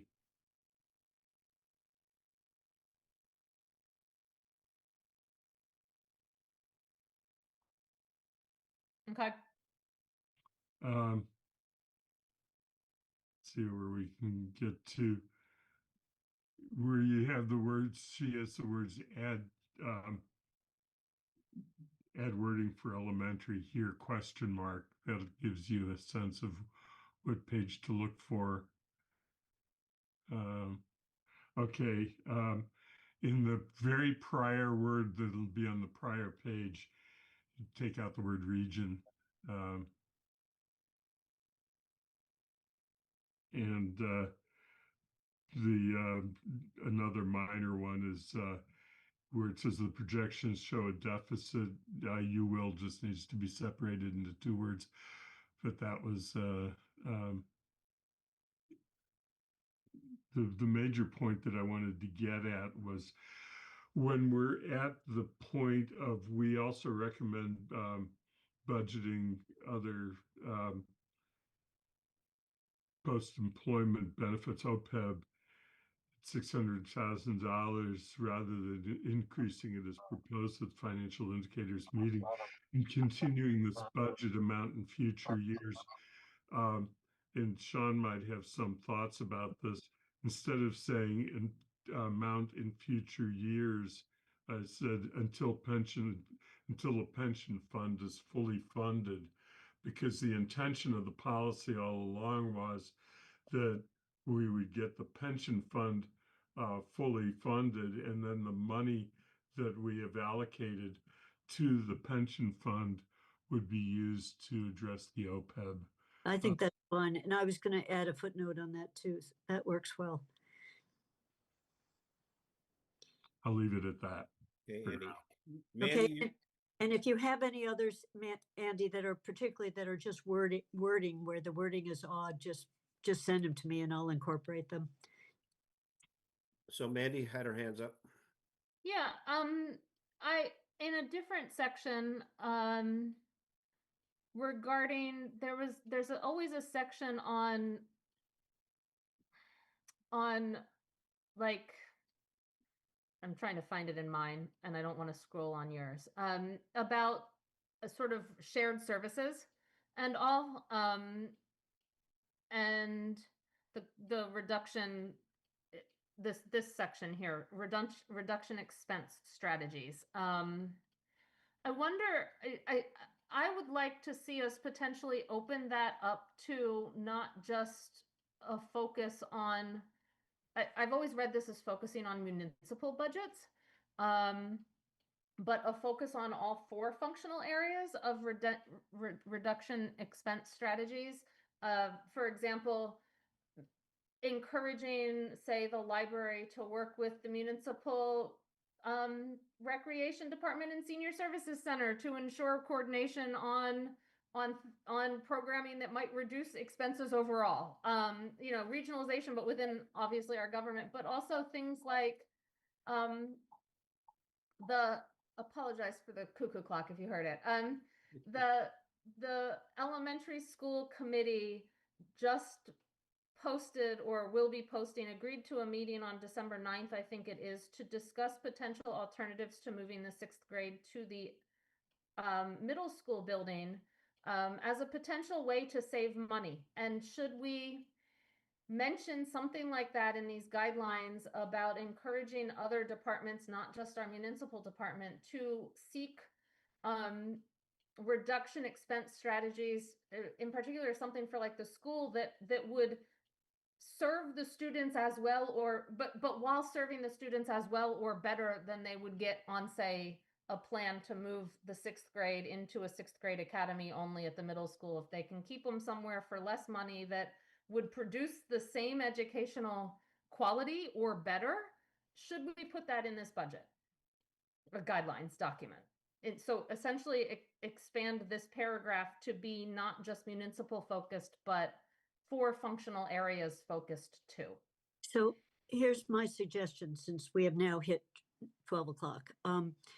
We'll draft language there, because one of the other thoughts on that is if we get more technologically sophisticated with our heating and air conditioning systems, do we need a higher level facilities person that works with any building? It doesn't matter whether it's a school building or a town building. So we're not trying to get high skilled staff in every budget. So we'll put, if everyone's, we can add a sentence here that talks about coordination between things, and it'll be yellow shaded so people will see it. Does that work? Yep. And works. so people can expect to see this here as an advising. And I think at one point our facilities person was the school's facility person, but I'm not saying just in general, but there's some places where we should share a scarce resource. And with that, I'm Hang going on, to, Kathy, Alicia has her. Alicia hand has up. her hand Alicia? up. Oh, Alicia? sorry. I just wanted to mention I agree with what you said, Kathy, but I particularly agree with what Mandy Jo said. I think that's going to be extremely important to start now. And I think it should be a practice that we continue, especially while we're going to see these sort of continuous budget crunches into the future. So I just wanted to agree with that. Okay, so pay attention to whatever page this is going to end up on. In 5-ish, there's going to be new wording on whether we capture that concept. And so with that, I'm going to make a motion to adjourn the meeting at whatever time it is. And then Kathy will try to get her laptop fixed so it can work next time. And we don't have Second. another meeting until December 3rd. So everyone will have to participate by sending me. So I make a motion Can to I say adjourn. one more thing before that Sure. motion goes forward? Sure. I think it's important that we put whatever draft comes out of this and whatever changes you feel comfortable making before it comes back to Finance Committee to the council for discussion on December 1st. Our next finance meeting is December 3rd. Then we actually don't have one until the council is done meeting. So I think the council does need to see our vision and where this draft is so that we can basically finalize for the council on our meeting on December 2nd or 3rd or whenever it is. That was my intent, Mandy, if I didn't make that Okay. clear. So that this draft everyone's seeing is the draft that's going to the council. So people need to respond to it in time to get it on the count. And I realize when I say next week, you have all next week, you really, Thanksgiving is sitting in there. So you have a few days next week. So we'll try to get it to you by by tomorrow afternoon or Saturday morning anyway. You'll have it. And it should really be to Athena by probably Wednesday morning. Yep. To get posted in a council packet. So I'll put a deadline for comments when I send it to everyone. And it's 12:04, and I second the motion to adjourn. Okay, so Bob, if you can go around the room. I can do it if I put it back to gallery. So Andy, Yes. Mandy, Aye. Bob, Yes. Tom, Yes. Alicia, Yes. and I don't know whether Joe's still there, but Joe and Kathy's a yes. We are adjourned at 12:05. Thank you, everyone, for moving so quickly through a complicated document. Nice. Thanks for Thank you. hearing it.